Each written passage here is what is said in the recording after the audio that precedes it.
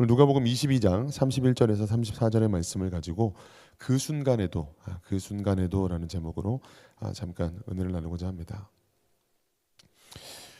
여러분들은 부모님과의 관계가 어떠십니까? 부모님과의 관계.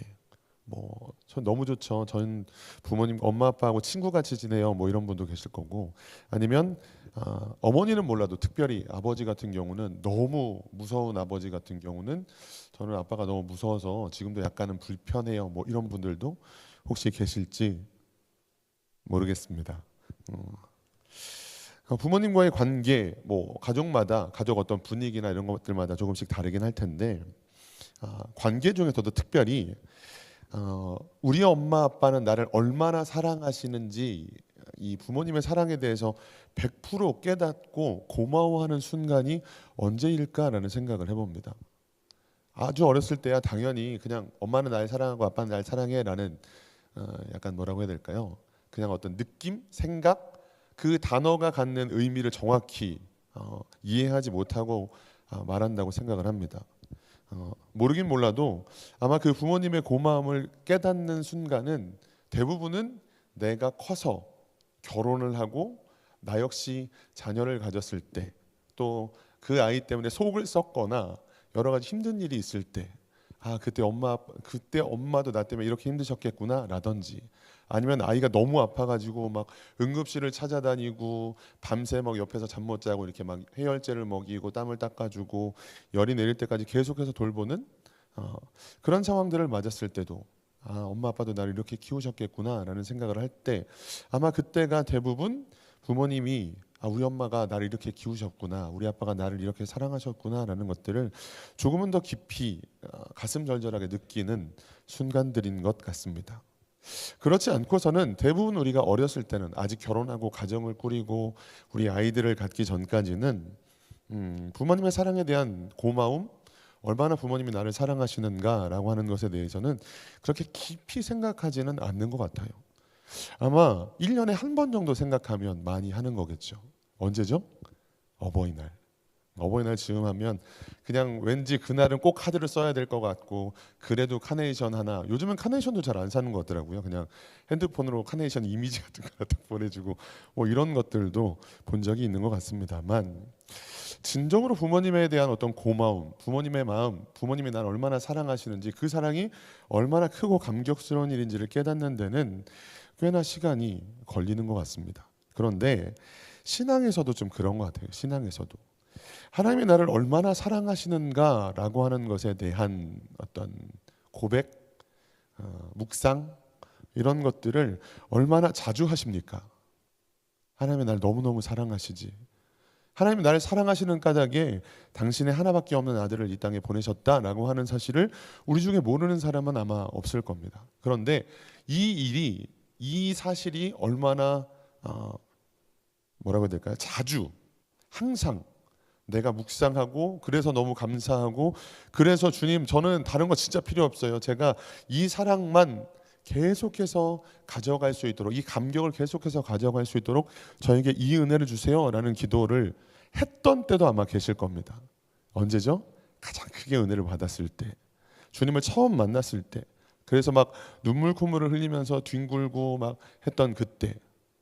전에도 제가 한번 그런 고백을 드린 적이 있었는데, 나의 사랑이 더욱 커져가네라는 찬양이 있거든요, 복음송 중에. 근데 그 가사가 전부예요.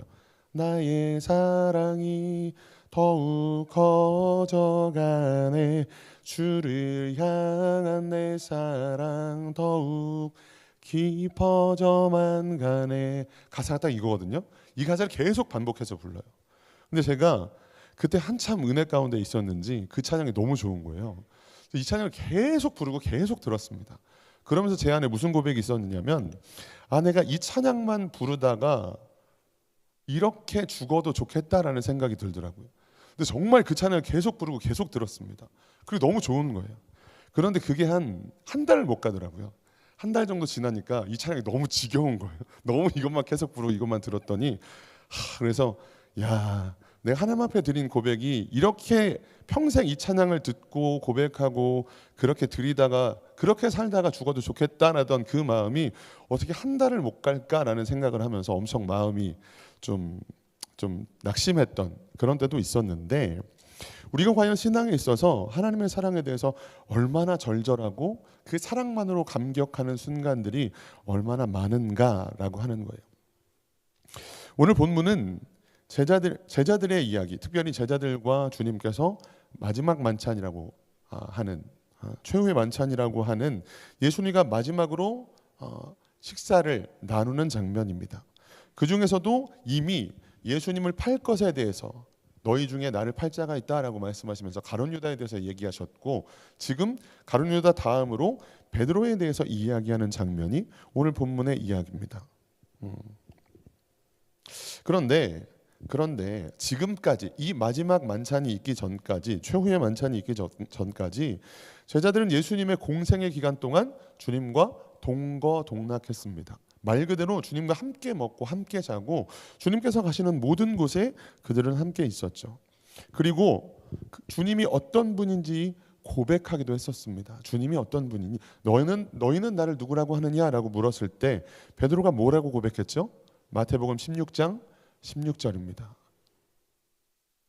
같이 읽어보죠. 시몬 베드로가 대답하여 이르되 주는 그리스도시요 살아계신 하나님의 아들이시니이다. 아멘. 엄청난 고백을, 주님이 어떤 분인지에 대해서 정확하게 고백을 했죠. 실제로 예수님도 베드로의 이 고백을 듣고 나서 뭐라고 말씀하셨죠? 이 고백은 네가 한 게 아니라 하늘 아버지가 너에게 이 고백을 하도록 은혜를 주셨구나라고 말씀하시기도 했습니다. 그런데 이 고백을 하자마자 곧바로 사탄아 물러가라라고 책망을 듣기도 했었죠. 왜요? 주님이 풀어서 말씀해 주셔도 이해하지 못하고 깨닫지 못했던 탓에 주님이 십자가에 죽으시는 걸 제가 가만 두고 보지 않겠습니다. 제가 어떻게든 주님을 지키고 보호하겠습니다 라는 투에 말을 했다가 주님께서 오히려 사람의 일을 생각한다고, 하나님의 일이 아니라 사람의 일을 생각한다고 사탄아 물러가라고 책망을 하셨던 일들도 있었죠.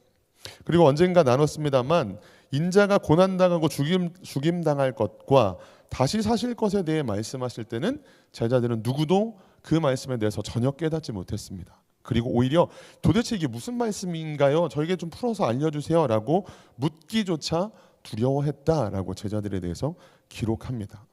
그런 말씀들을 제자들은 나중에 가서야 주님이 이런 말씀들을 하셨다는 것들을 기억하고, 그리고 그 말씀에 대해서 그때 이렇게 말씀하셨던 거였구나, 그때 우리들에게 이 일들에 대해서 미리 이야기하셨던 거구나 라고 뒤늦게 깨달았던 게 제자들의 모습이었다라고 하는 거예요. 특별히 오늘 지금 이 최후의 만찬 자리에서 주님께서 베드로에게 하셨던 말씀, 네가 오늘 닭 울기 전에 3번 나를 부인할 것이다 라고 하시는 이 말씀에 대해서도 그 말씀을 듣는 순간 지금 베드로는 전혀 그 말씀에 대해서 이해하지 못했죠. 그리고 저는 절대로 죽더라도 주님을 부인하지 않겠습니다 라는 이야기로 예수님의 말씀에 오히려 항변하며 답을 합니다. 서두에 말씀드렸던 이야기로 이어가면 결국 제자들은 지금 이 순간도 자녀들이 부모님의 사랑을 완전히 깨닫지 못했던 것처럼, 부모님의 마음을, 부모님의 말씀들을 완전히 이해하지 못하는 것처럼 예수님은 그리스도시요 살아계신 하나님의 아들이십니다 라는 고백을 하기도 하고 그 주님과 동거동락을 하기도 했지만 정작 아직까지 주님이 어떤 분인지도 온전히 깨닫지 못했고 그 깨닫는 바대로 살아내지도 못하고 있었다라고 하는 거예요. 그렇다면 언제 그들이 깨달았죠? 오순절 성령의 강력한 임재가 있고 나서야, 성령의 충만함을 받고 나서야 주님의 말씀들을 기억하고 그 말씀대로 살아내게 되고 또 그 말씀을 선포하게 되는 사람으로 바꿔지게 되었다라고 하는 거예요. 그런데 여기까지 말씀을 드리고서 하고 싶은 이야기는 무엇이냐? 그럼에도 불구하고 주님이 어떤 분인지도 온전히 알지 못했고 그 주님을 때로 부인하고 배반하고 다 주님을 버리고 떠났던 그때에도, 그 순간에도 주님은 제자들에게 특별히 베드로에게 이렇게 말씀하시더라라고 하는 거예요. 누가복음 22장 31절에서 34절 오늘 말씀 다시 한번 읽어보겠습니다. 누가복음 22장 31절에서 34절 읽어보죠. 시몬아 시몬아 보라 사탄이 너희를 밀가부르듯 하려고 요구하였으나 그러나 내가 너를 위하여 내 믿음이 떨어지지 않기를 기도하였노니 너는 돌이킨 후에 내 형제를 굳게 하라. 그가 말하되 주여 내가 주와 함께 오게도 죽는 데에도 가기를 각오하였나이다. 이르시되 베드로야 내가 내게 말하노니 오늘 닭 울기 전에 내가 3번 나를 모른다고 부인하리라 하시니라. 아멘. 뭐라고요? 제자들이 온전히 주님이 누구신지 알지 못했던 그 순간에도 주님의 말씀을 100% 이해하지 못하고 왜 이 말씀을 하시는 거지? 도대체 무슨 말씀을 하시는 거야?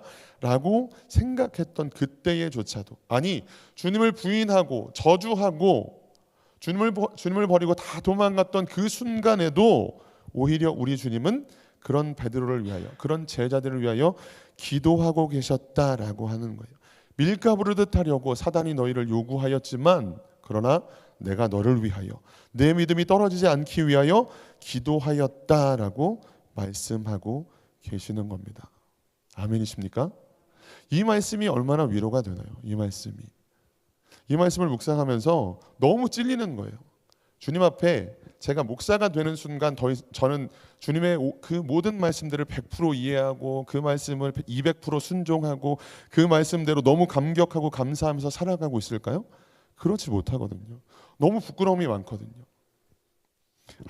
이런 넘어짐은 평신도들도 이렇게 넘어지진 않겠다. 이런 죄를 짓지는 않겠다라는 생각을 할 때가 얼마나 많은지 몰라요. 그런데 이 말씀 앞에서 죄송하지만 너무 자유하더라고요.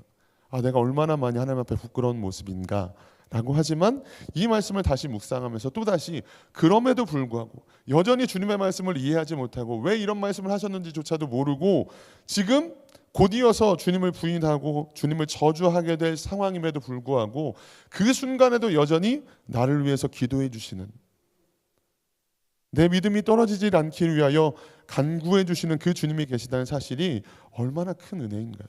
얼마나 큰 감격인가요? 바라기는 오늘 이 말씀이 저와 여러분들에게 큰 감격과 감사의 이유가 되시길 주님의 이름으로 축복합니다. 그럼 이 일을 통해서 왜 이 일을 하나님은 허락하셨을까요? 왜 베드로에게 이 말씀을 주셨고 베드로에게 왜 이런 상황들을 허락하셨을까요? 2가지가 있습니다. 첫째는 이 일을 통해 베드로는 겸손한 사람이 될 수밖에 없었다라고 하는 거예요. 베드로는 수제자라고, 아마 자타공인이라는 표현이 맞을 것 같습니다. 다른 사람들도 주님께서 제자들과 동거동락하셨지만 특별한 순간에는 3명, 4명 정도의 제자들만 부르셨던 순간이 있습니다. 얼마 전 담임 목사님이 달리다굼이라는 말씀을 하셨죠. 소녀를 일으키시는. 그때에도 사실은 12제자가 다 그 방에 들어갔던 게 아니었죠. 베드로와 2명 정도의 제자만 예수님과 함께 그 소녀의 방에 들어갔고 그 소녀를 살리는 장면이 있었습니다. 베드로는 누가 봐도 수제자였어요. 그 스스로가 보기에도 나보다 더 주님께 더 큰 사랑을 받는 사람이 없다라고 말할 정도의 사람이었죠. 그대로 뒀다면 베드로는 아마 누구보다도 교만했을 사람이었을 거예요. 지금도 이미 충분히 교만함이 그의 고백 곳곳에 보여지죠. 다른 사람은 몰라도 저는 주님을 부인하지 않겠습니다 라든지, 너희는 나를 누구라고 하느냐라고 물었을 때도 가장 먼저 나서서 주는 그리스도시요 살아계신 하나님의 아들이십니다 라고 고백했던 장면도, 그 고백은 물론 하나님의 은혜로 한 고백이었지만 누구보다 앞서서 말하고 싶었던 그가 드러나는 장면이었죠. 그런데 그는 주님을 3번이나 부인하는 처절한 실패를 경험합니다. 게다가 다른 복음서와 달리 누가복음에만 기록되어 있는 내용이 있는데, 그것은 베드로가 부인하던 그때 주님과 눈이 마주쳤다는 표현이에요. 주님과 눈이 마주쳤다.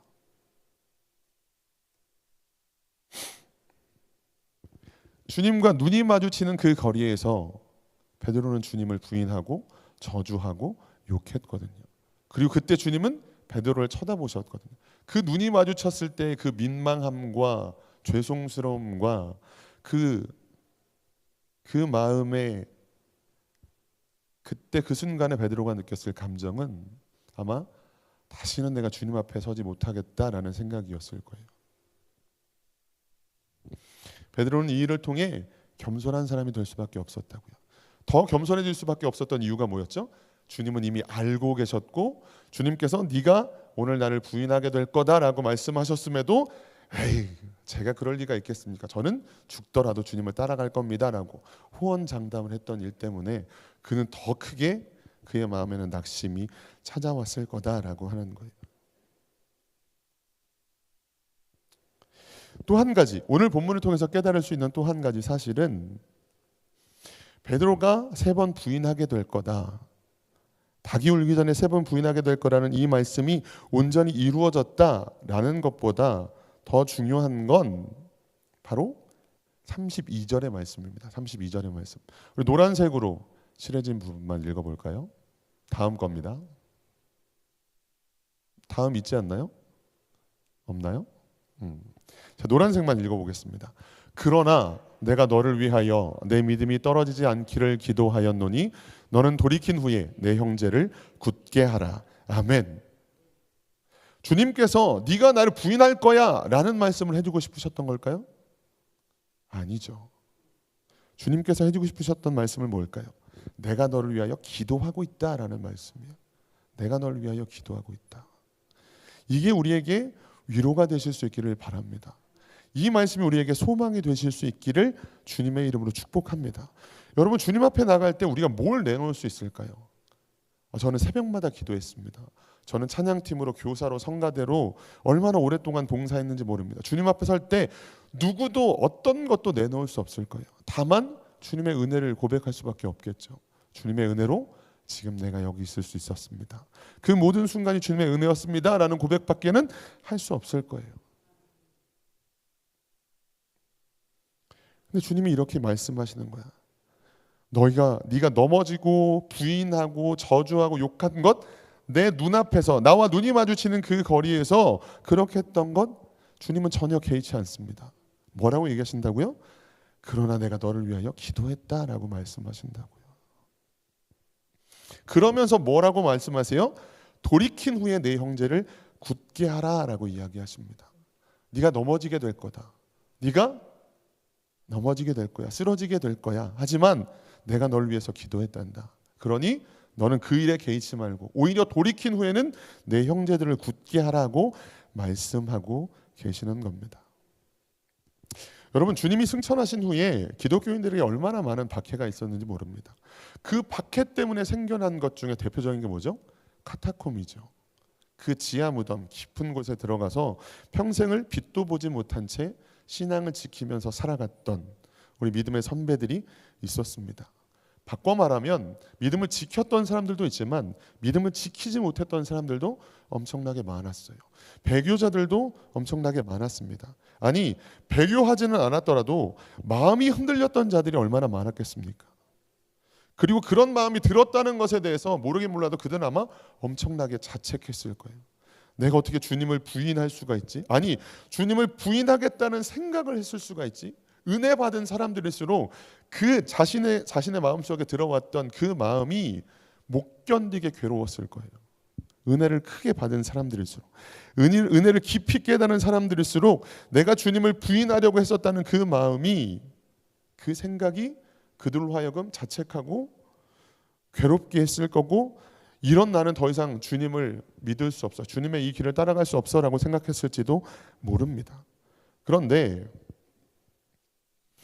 그때 베드로가 한마디 하면 그들에게 얼마나 큰 위로가 되었을까요? 그런 생각을 한 거 가지고 그렇게 괴로워하지 마. 나는 주님과 눈이 마주치는 그 거리에서 주님 면전에서 주님을 모른다고 부인했고 주님을 저주했고 주님을 욕했어. 베드로가 그렇게 말하는 순간 얼마나 많은 사람들이 위로를 얻었을까요? 그런 나도 주님께서 받아주셨고 그런 나도 주님께서 이렇게 쓰고 계시잖아. 베드로가 이렇게 한마디 하면 꽤 많은 사람들이 그 부인하고 배교하려고 했던 수많은 사람들이 다시 주님 앞에 엎드리고 오히려 회개하며 그 사랑 앞에 더 크게 낮아졌을 거예요. 제가 아는 목사님이 결혼 전에 6년 동안 교제했던 사람이 있었는데 헤어지셨다는 거예요. 근데 그러고 나니까 마음이 너무 괴로워서 누가 무슨 말을 해줘도 위로가 되지 않더라는 거예요. 그런데 그분이 어떤 분을 만나고 나서 진정한 위로를 얻었다는 겁니다. 그분의 말을 딱 들었는데 그냥 한순간에 위로가 다 되더래요. 근데 그 6년 만에 헤어졌던 일에 대해서 도대체 무슨 말을 했길래 위로가 됐냐라고 했더니 그 이야기를 해준 사람이, 자신을 위로해준 사람은 7년을 만난 사람과 헤어졌던 사람이었다는 거예요. 무슨 얘기인지 이해가 되세요? 이 사람은 나의 마음을 공감할 수 있는 사람, 내 아픔을 공감할 수 있는 사람이라는 것을 넘어서 나보다 더 큰 아픔을 겪은 사람이 딱 얘기를 해주니까, 그러니까 자기가 위로가 되더라는 거죠. 근데 베드로도 마찬가지였다는 거예요. 그 당시에 그 엄청난 핍박과 박해, 사자밥이 되고 온몸에 기름을 부어서 가로수처럼 불을 붙여가지고 밤에 썼던 그 엄청난 핍박과 박해 속에서 얼마나 많은 사람들이 배교를 하고, 실제로 배교하지 않더라도 마음을 지키지 못했던 사람이 얼마나 많았을까요? 그 당시는 나를 괴롭히는 것뿐만 아니라 내 눈앞에서 자녀들을 불에 태워 죽이고 사자밥으로 만들어 죽이고 그렇게 했었거든요. 마음을 지킨다는 게 사실은 힘들었었거든요. 그 한순간 마음이 흔들렸던 사람들이 얼마나 많았을까요? 그것으로 자책하고 괴로워하는 사람들에게 베드로가 한마디 하면, 마음 먹은 것만으로 괴로워할 필요 없어. 내가 주님 앞에서, 주님 면전에서 주님을 욕했다니까. 근데 다 알고 있잖아. 우리 주님이 아시잖아. 베드로가 한마디 하면 모두가 다 위로를 얻을 수밖에 없었다라고 하는 거예요. 그리고 오히려 더 주님 앞에 다시 돌이키고 더 열심히 믿음의 길을 걸어냈다라고 하는 거예요. 여러분, 말씀을 마치겠습니다. 저와 여러분들의 모습이 지금 어디에 있는지 모르겠어요.